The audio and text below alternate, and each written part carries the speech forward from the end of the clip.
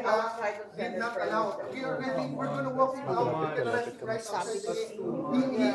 He's sorry. Respect the institution. This is not about Jinggoy. We're going out.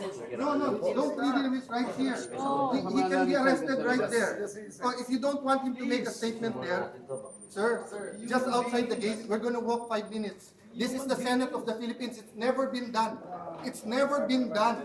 Salonga stood up for Enrile. Ang kalaban si Cory. Ang kaso rebellion. Anong ginawa? They walked out. We're just asking you to walk out. Let's walk. Let's walk. You arrest him here. You can arrest him right now. Sir! You can arrest him. This is the Senate. This is the Senate.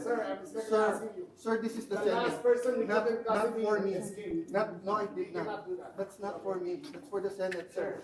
Sir, that's for the Senate. For the country. Sir, pumayag ka na kanina. Pumayag ka na right outside the door. Right outside the door. No handcuffs.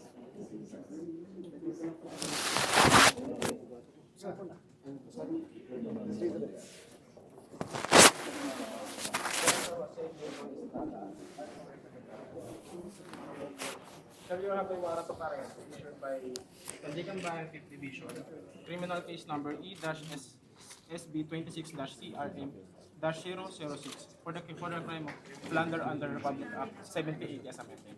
Signed by Honorable Zaldi B. Trespeses, Chairperson of Associate. Sir, being accused, you have also rights. May karapatan ka manahimik at magsawalang kibo. Ano man ang iyong sabihin ay maaaring gamitin pabor o laban sa iyo sa kanyang mga hukuman. May karapatan na ka rin kumuha ng sarili mong abogado o tagapagtanggol nang naayon sa iyong nakit. Kung walang kakayahan, ang pamahalaan at pagkakaluban ka nito ng isa. Lahat po ba ng mga karapatan niyo sa rin na unawaan?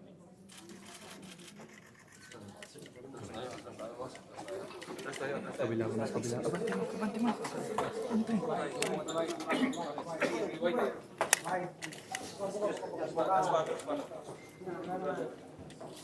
Nakabila ka.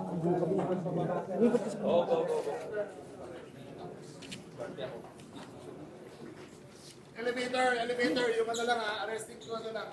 Baba, takbo baba.